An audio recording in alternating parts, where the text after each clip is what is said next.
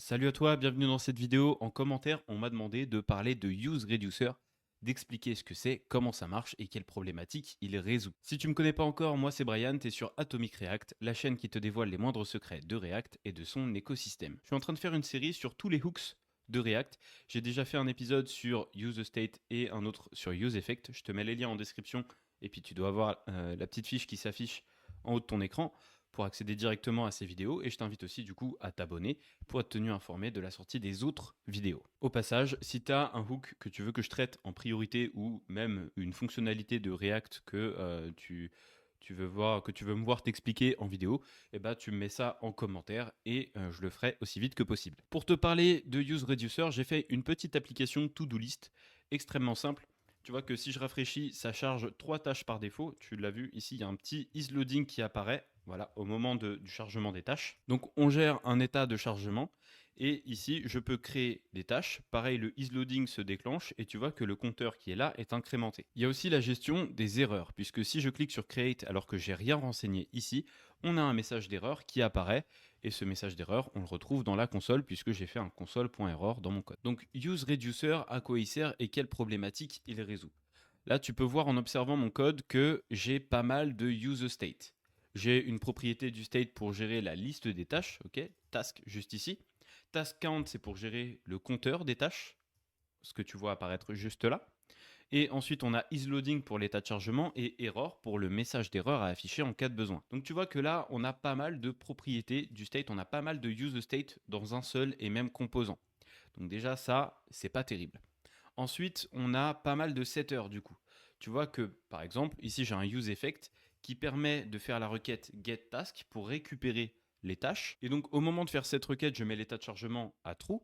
Ensuite, une fois qu'on a récupéré les données, on met à jour le state, donc on met à jour deux propriétés du state à la fois.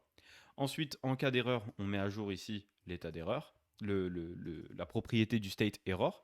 Et finalement, une fois que tout est terminé, peu importe le cas, peu importe si tout s'est bien passé ou s'il y a eu une erreur, on arrête l'état de chargement. Et ça, c'est un schéma qu'on retrouve un peu partout. Tu vois que là, j'ai une fonction handle create task. On retrouve exactement le même principe, sauf que là, hop, tu vois que ici, on a create task, la fonction create task qui envoie la requête de création de tâche. On récupère la tâche qui vient d'être créée et on met à jour le state en conséquence. Et donc, tu vois qu'à chaque fois, on a pas mal de setters. Et en fait, on pourrait regrouper toutes ces actions. On pourrait regrouper les mises à jour du state et on pourrait regrouper aussi toutes ces propriétés du state. L'idée, c'est de conserver un code qui soit le plus simple possible dans les composants et aussi qui soit le moins lourd possible. Donc là, il est assez lourd, même si ça va encore. On a pas mal de propriétés du state, mais ça va encore, ça pourrait être pire. Il y a des composants où c'est bien pire. Euh, mais dans ce cas-là, quand ça commence à être trop volumineux, quand on commence à avoir trop de propriétés du state à gérer et surtout des propriétés qui ont un lien entre elles, c'est le cas ici, toutes ces propriétés-là concernent la gestion des tâches en général, et bien dans ce cas-là, on va utiliser le hook useReducer. On pourrait utiliser useState et définir ici hop, un objet dans lequel on aurait task qui est un tableau vide par défaut. Tu vois, je mets la valeur initiale à chaque fois. Hop, count qui est à 0, loading qui est à false et enfin error qui est à nul par défaut. Sauf que useState, il n'est pas conçu pour ça. Okay, il ne sert pas à ça. On ne l'utilise pas comme ça. Parce que l'inconvénient de faire comme ça, c'est qu'à chaque fois que tu vas vouloir mettre à jour une propriété, tu vas être obligé de récupérer le dernier état, hop, task state, tu vas être obligé de récupérer task state et de mettre à jour, par exemple ici true, loading, pardon, et de mettre à jour loading. Tu vas être obligé de récupérer l'état et de mettre à jour la propriété que tu veux. Et ça, il faut y penser à chaque fois que tu veux faire une mise à jour du state. Donc ça, en fait, c'est plutôt pénible. Donc ce qu'on va faire, c'est plutôt utiliser useReducer, puisque comme je te l'ai dit, la propriété useState, elle n'est pas faite pour gérer différentes propriétés comme ça d'un coup. Elle est faite pour gérer des propriétés uniques, tu vois, comme des chaînes de caractères, des nombres, des booléens, des tableaux. Tu peux aussi gérer des objets, mais quand c'est un objet cohérent, par exemple user, tu vois. Si tu as un objet user, c'est une valeur à part entière. Okay, c'est un objet, certes, dans lequel on peut avoir username, email, password, etc. Mais c'est un objet pour lequel tu vas vouloir faire des mises à jour cohérentes. Genre, tu vas vouloir mettre à jour user en un seul bloc. Nous, ces propriétés-là, en fait, certes, elles ont un lien parce qu'elles concernent la gestion des tâches, mais c'est pas comme user où, tu vois, username fait vraiment partie de l'objet user. D'accord? Count, ça fait pas partie de l'objet task, tu vois. Donc, on va préférer dissocier un minimum ces propriétés-là, tout en conservant leur gestion commune. Et donc, pour faire ça, je te le disais, on a useReducer, qui est à importer depuis React. Tu vois que je l'importe ici depuis React. Et useReducer, ça fonctionne exactement comme useState. C'est fait pour gérer un état. Mais c'est fait pour gérer un état qui est complexe. Donc, c'est-à-dire un groupe de propriétés directement. Mais pour comprendre useReducer, il faut d'abord comprendre ce que c'est un reducer. C'est quoi un reducer? Puisque useReducer, il va prendre en argument une fonction qu'on appelle un reducer. Donc un reducer, tu en as peut-être déjà entendu parler si tu as utilisé les fonctions des tableaux, la méthode reduce sur un tableau. Par exemple, je vais créer une constante a qui est égale à un tableau qui contient 4 éléments, 1, 2, 3 et 4, voilà, 4 nombres comme ça. Et on va faire un a.reduce et voir ce que ça fait. Et on va récupérer la valeur de retour qu'on va appeler result et on va en faire un console.log. En fait, un reducer, c'est la fonction qui va être passée ici, reducer, dans le reduce. Un reducer, c'est une fonction qui sert à réduire. Réduire, je t'ai trouvé une définition dans le Larousse, je vais aller te la chercher. J'ai été surpris de voir combien de définitions possibles il y avait pour le verbe réduire. Il y a vraiment pas mal de définitions possibles, rien que pour ce verbe réduire. Ils disent réduire, c'est changer d'état et disparaître en se transformant en quelque chose. Donc le disparaître, c'est pas trop le mot qui nous intéresse ici, mais ce qui nous intéresse, c'est le changement d'état, la notion de changement d'état, se transformer en quelque chose. C'est vraiment ça qui va se passer avec le reducer. C'est-à-dire qu'on va lui donner une série d'entrées, une série de paramètres d'entrée.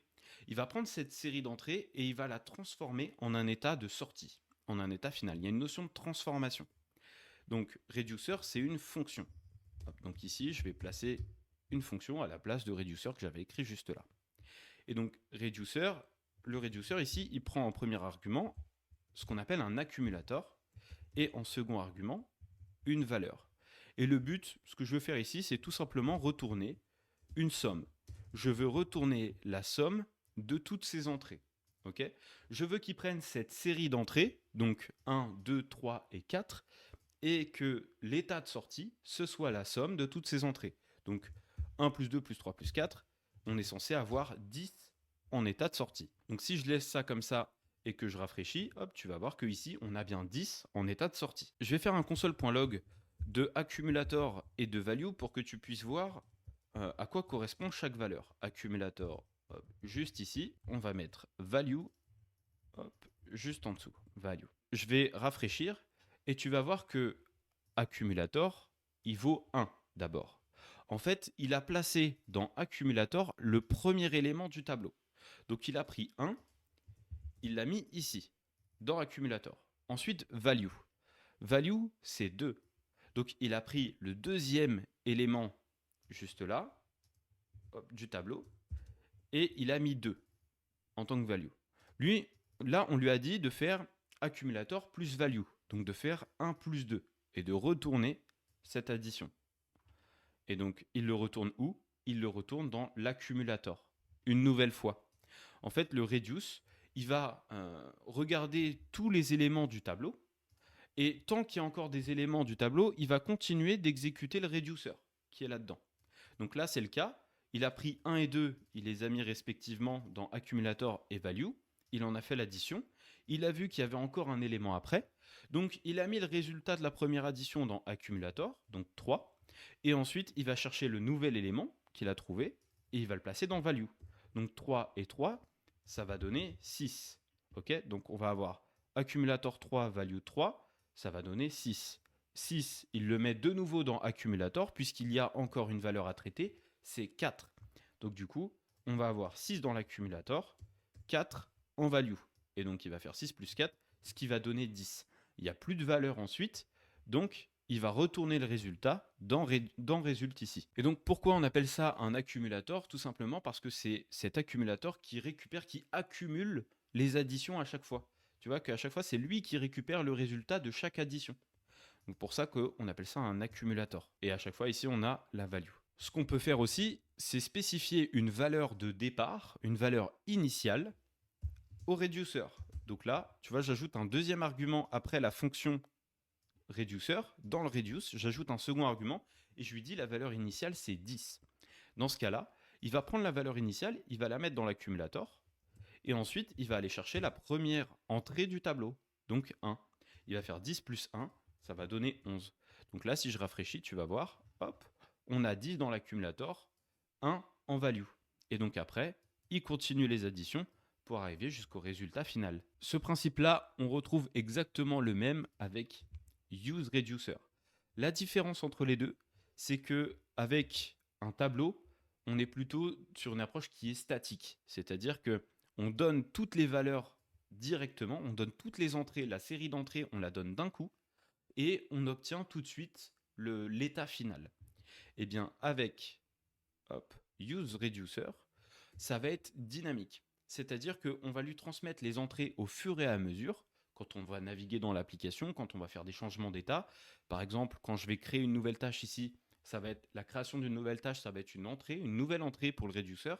Et ensuite, il va sortir un état, un nouvel état, qui va être du coup l'ajout de cette tâche qui va être un tableau mis à jour ici. Donc useReducer, il fonctionne comme useState, c'est-à-dire qu'il nous retourne un tableau dans lequel en premier élément on va avoir l'état en lecture seule et en second élément on va avoir une fonction qu'on va appeler dispatch. Je vais t'expliquer un peu après pourquoi on l'appelle dispatch, qui va permettre de faire des mises à jour sur ce state. Donc useReducer prend en argument la fonction reducer et en second argument un état initial, initial state. Donc nous, l'état initial qu'on va vouloir avoir ici, c'est un objet contenant toutes ces propriétés-là. Donc task, qui a pour valeur initiale un tableau vide. Ensuite, on a count. Je suis plus obligé de l'appeler task count, puisque là, on sait que ce reducer concerne les tâches.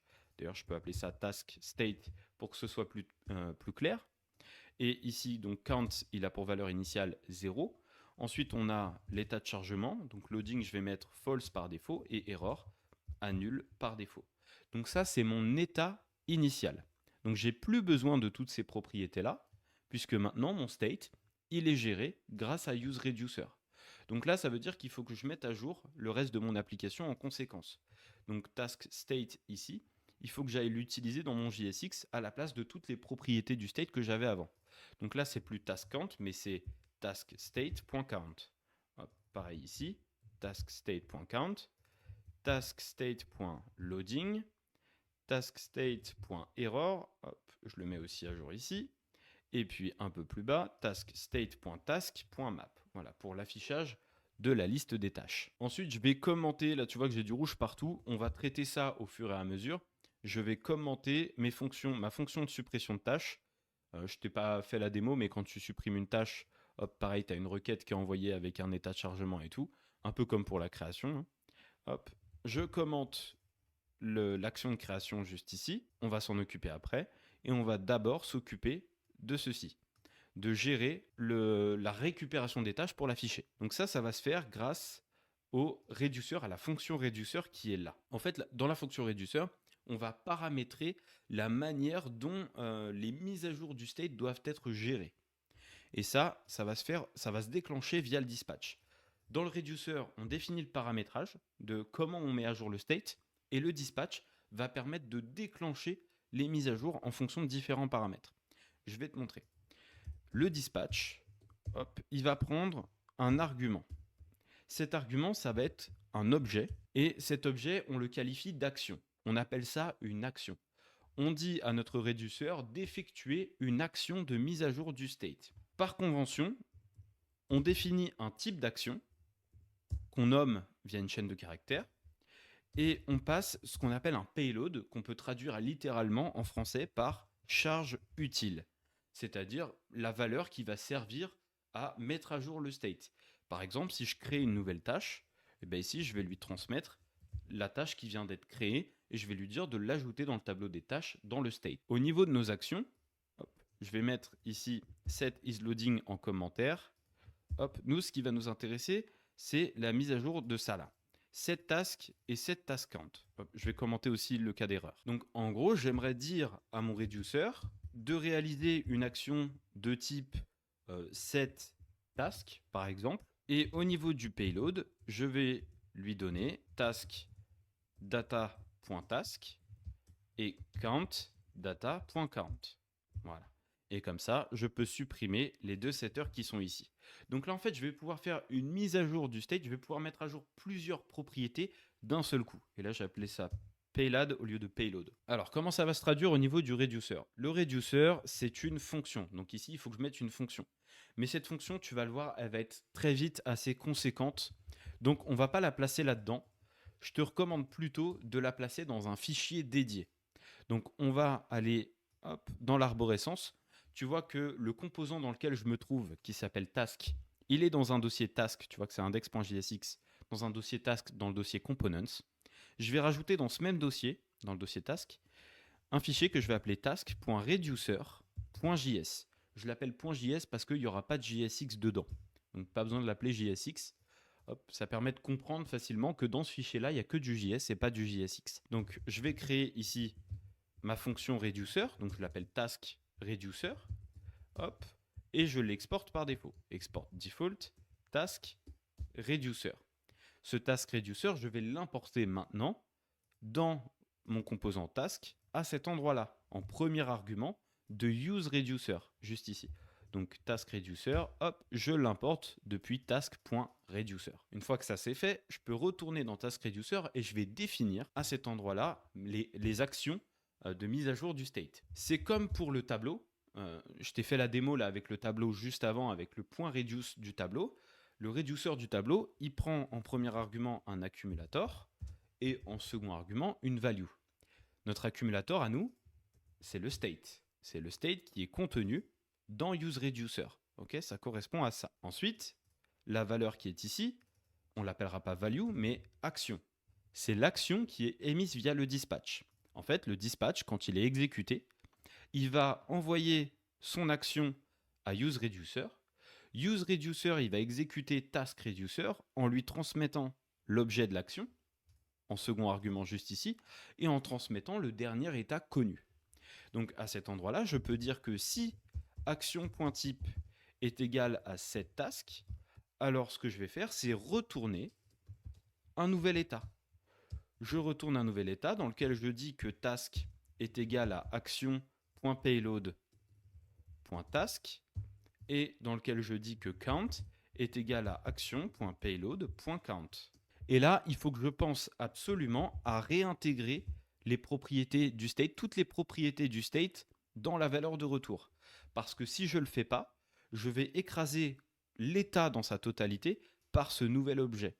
En gros, si je retourne un objet dans lequel il y a juste task et count, eh bien dans le state, c'est comme si on avait retiré loading et error, puisqu'on retourne que ces deux propriétés-là. Non, il faut tout retourner. Donc, hop, ici, je retourne l'ensemble du state et je viens modifier task et count. Et on peut rajouter loading .false. Je mets à jour l'état de chargement, ok? Puisque ici, une fois qu'on a récupéré toutes les données, on veut faire en sorte que l'état de chargement se retire, ok? Qu'il se mette à false, puisque ici, on va vouloir le mettre à true. On va le faire juste après. Donc, je pense à le faire juste ici, et tu vois que c'est transparent en fait pour le composant. À cet endroit-là, on ne se doute pas que l'état de chargement, il est passé à false. C'est comme si c'était fait de manière automatique. Alors c'est nous qui l'avons paramétré, mais quand on va vouloir réutiliser cette action, on n'aura pas besoin de remettre le loading à false. Et donc là, en principe, tu devrais voir que ça fonctionne. Si je rafraîchis, ça fonctionne. On a bien nos tâches qui sont affichées juste là. Si je retire le dispatch, tu vas voir qu'aucune tâche ne sera affichée. Voilà, on est à 0. On est sur la valeur initiale du state. Donc là, je remets le dispatch et ça fonctionne. Donc pour que ce soit encore plus clair, je vais appeler ça dispatch task action. Voilà, on dispatch, on émet une action en lien avec les tâches. D'accord ? Pour ça qu'on appelle ça dispatch. Dispatch, c'est pour émettre on émet une action, on émet une nouvelle action dans le reducer. Maintenant, qu'est-ce qui se passe si à cet endroit-là, je mets une chaîne de caractères qui n'est pas prise en compte dans le reducer? Là, tu vois, j'ai mis n'importe quoi. Je rafraîchis et tu vois que ici, on a une erreur. Cannot read properties of undefined reading count. En fait, à cet endroit-là, il essaie de lire count sur state qui est undefined, sur task state qui est undefined. Tout simplement parce que quand on émet ici une action qui n'existe pas, le reducer il est exécuté, on ne rentre pas dans le if qui est là, et on ne retourne rien, il n'y a aucune valeur de retour ici. Donc du coup, il met le state sur undefined naturellement. Donc pour éviter ça, il faut toujours retourner une valeur du state. Donc on va dire que par défaut, si l'action qui est émise n'est pas référencée dans le reducer, on retourne le state sans aucune modification. Et comme ça, on évite d'avoir des erreurs. Tu vois là, j'ai plus d'erreurs dans ma console. Et donc, si ici je remets cette task, hop, ça va fonctionner. Donc c'est super important de toujours retourner une valeur. Ici, même si c'est le state sans aucune modification, c'est important de le faire. Occupons-nous maintenant de l'état de chargement. Ce que j'aimerais faire, c'est avoir à disposition une action dont le type serait égal à loading. Et je n'ai pas besoin de lui mettre de payload. Je n'ai pas besoin de lui mettre payload true, payload false. Je veux que implicitement, le type loading mette la propriété loading à true naturellement. Donc, dans mes actions, je vais rajouter ici, je vais dire que, enfin dans mon reducer, je vais rajouter une nouvelle action. Si action.type est égal à loading, alors je retourne ici, hop, le state, je retourne toutes les propriétés du state et je viens modifier loading et je dis que loading passe à true. Et donc dans ce cas-là, tu vas voir que le isLoading va réapparaître. Je vais rafraîchir et hop, on l'a vu apparaître. Voilà. Donc ça fonctionne. L'état de chargement fonctionne désormais. Maintenant, si on gérait un peu l'état d'erreur. Je peux supprimer ici cette task et cette task count qui ne servent plus à rien. Et ici, je vais gérer l'état d'erreur. Je m'attends à avoir à disposition une action dont le type est error. Et en payload, je lui transmets le message d'erreur. Donc error.message. Donc ça, il faut que je le gère directement dans mon reducer. Je dis que si action.type est égal à error, alors dans ce cas-là, je retourne le nouvel état avec error égale action.payload, puisque là, le payload a pour valeur directement le message. Okay, on a dit payload égale error message. Et ensuite, on va dire que s'il y a une erreur, on n'est plus en état de chargement. Donc on va mettre loading false. Comme ça veut dire que à cet endroit-là, je n'ai plus besoin du finally. Le finally, je te rappelle qu'il s'exécute peu importe le cas de réussite ou d'erreur. Dans les deux cas, il s'exécute. Je m'en servais ici pour mettre l'état de chargement à false. Puisque si tout s'est bien passé, on a récupéré les données. Donc du coup, l'état de chargement, on n'en a plus besoin. On n'a plus besoin d'afficher que ça charge, c'est plus censé charger. Et à cet endroit-là, si on a une erreur, c'est pareil. On a eu une réponse, on n'est plus censé charger quoi que ce soit. Donc là, le finally, je peux le retirer. Et tu vois que ça me permet aussi d'économiser quelques lignes. Donc là, l'avantage de useReducer, comme tu peux le voir ici, c'est que tu vas pouvoir regrouper des mises à jour du state au sein d'actions. Et si tu as besoin de réutiliser des actions, tu peux tout à fait le faire. On va prendre l'exemple de create task juste ici. Hop, je vais le décommenter. Tu vois que à cet endroit-là, on fait un set isLoading true. Je n'ai pas besoin de refaire un set isLoading true. Hop, je vais directement faire un dispatch task action de loading et il va s'occuper lui de mettre à jour mon state juste ici grâce à loading true. On voit ensuite que on met l'erreur à nul parce que si jamais il y avait eu une erreur précédente, on veut la retirer. Et bien ce que je peux faire, c'est que plutôt que de refaire un dispatch task action type erreur nulle ou quelque chose comme ça, eh bien, ce que je peux faire, c'est directement ici mettre error nul dans l'action loading. Et comme ça me permet de regrouper les mises à jour des propriétés. Voilà. Et donc, avec une seule action, je peux mettre à jour plusieurs propriétés. On va reprendre exactement le même principe qu'avec le get. On n'a plus besoin du finally. Hop. Ici, le catch, ça va être un dispatch task action du type error et on va passer dans le payload error.message. comme ceci. Et au niveau de la création, on va s'attendre à avoir une action, donc dispatch task action, dont le type s'appelle create et qui va recevoir en payload created task, donc la tâche qui vient d'être créée. Cette action, elle est censée mettre à jour le tableau des tâches pour lui rajouter la tâche qui vient d'être créée et elle est censée mettre à jour le compteur aussi, le compteur de tâches. Puisqu'il y a une nouvelle tâche, il faut qu'il soit incrémenté de 1. Donc je vais retirer ces deux setters-là qui ne fonctionnent plus et je vais aller dans mon reducer, rajouter l'action.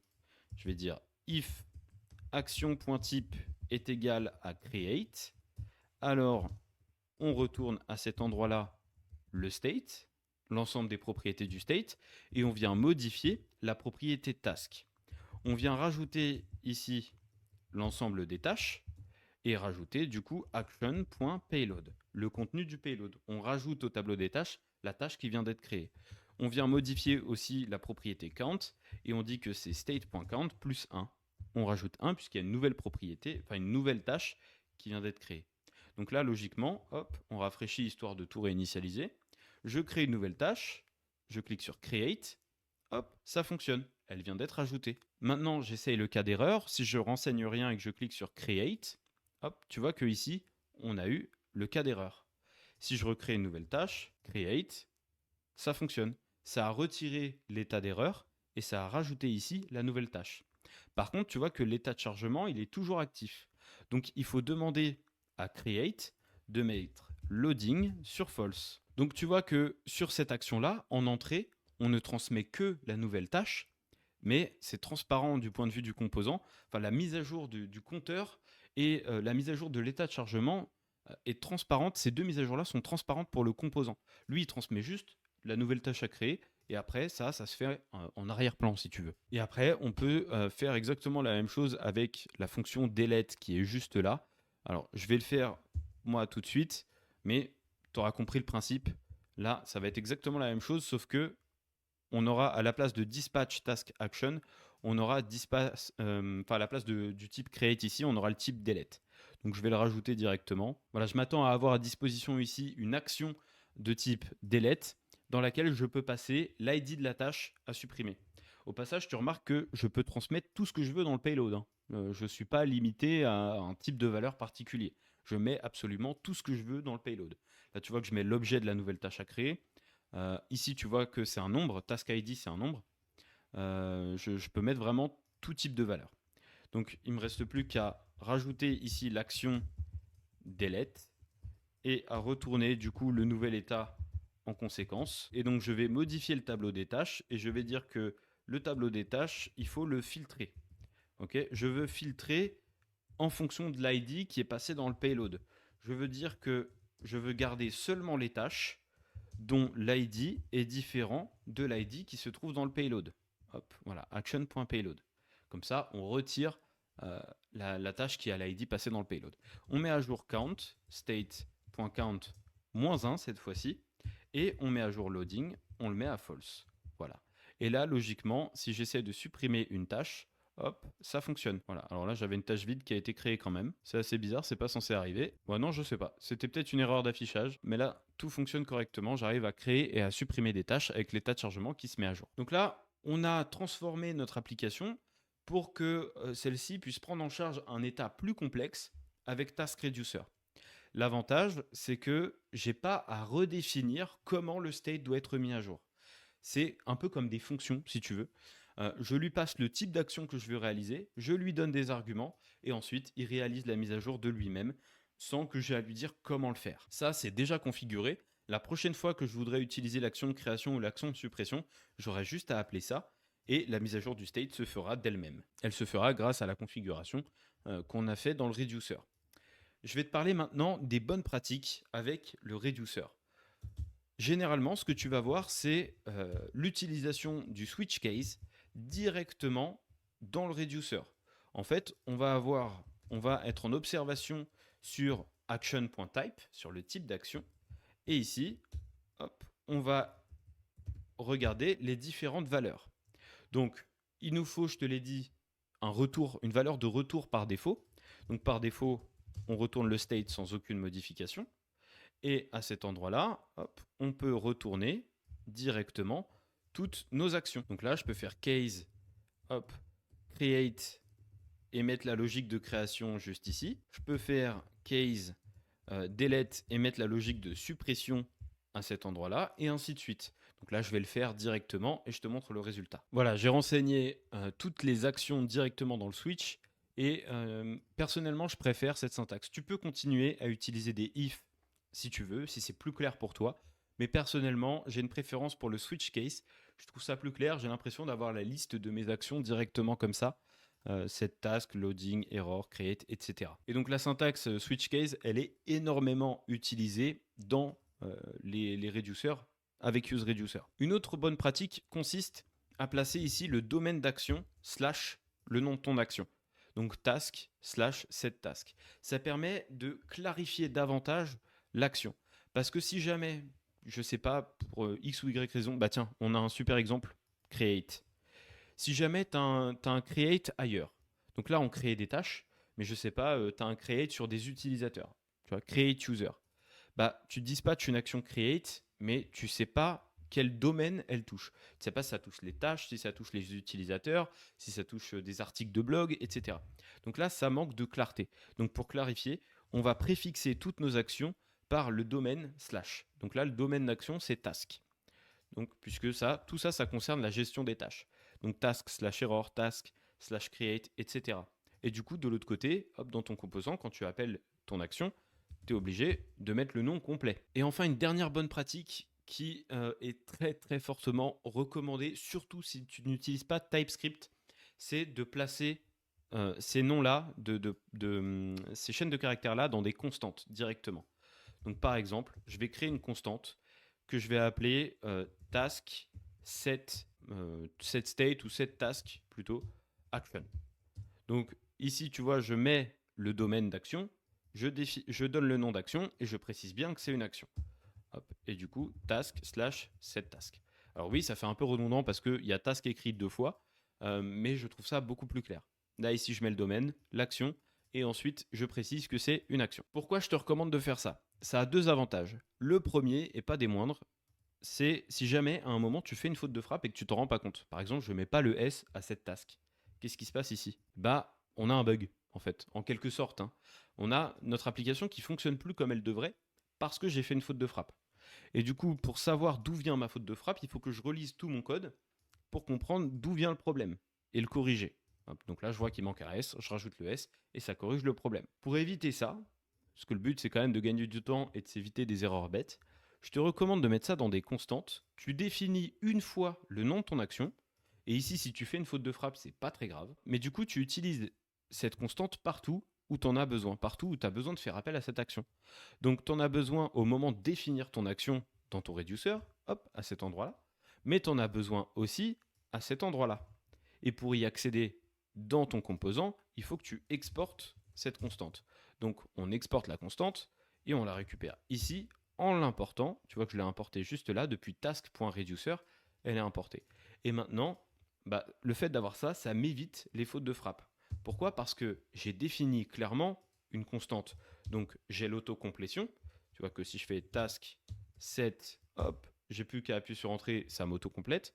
Et en plus de ça, si je fais une faute de frappe, eh bien j'ai mon éditeur de code qui me dit attention, cette propriété-là, cette constante-là n'existe pas. Tu voulais pas plutôt dire task set task action? Donc du coup, je peux lui demander de corriger. Hop, voilà. Et du coup, il me la corrige. Ça m'évite des erreurs bêtes. Le deuxième avantage, c'est que si jamais tu as besoin de modifier le nom d'une action pour X ou Y raison, eh bien, tu peux le faire à un seul endroit et ça n'impacte pas, tu vois, tu n'es pas obligé de le modifier partout puisque c'est directement en valeur de la constante. Donc, je te recommande de faire ça pour toutes tes actions. Donc, du coup, ça va te donner quelque chose comme ça. Ici, on a task, create, action, task, loading, hop, loading action, task, qu'est-ce qu'on a? On a delete et puis error. Voilà. Je te recommande de les mettre en majuscule par convention. Conventionnellement, on les met en majuscule. Et donc là, je définis toutes mes actions. Hop, loading, delete et error. Et ensuite, reste plus qu'à mettre à jour partout où j'en ai besoin. Donc là, task, loading, task, error. Donc je le fais partout. Et puis, Hop, je te retrouve tout de suite. Voilà, je l'ai ajouté partout. Maintenant, bah, la dernière chose à faire, c'est tester, voir si tout fonctionne. Donc là, j'arrive à créer. Il y a l'état de chargement et tout qui s'est mis à jour. J'arrive à supprimer. Donc ça marche. Est-ce que l'état d'erreur fonctionne? Oui, ça fonctionne.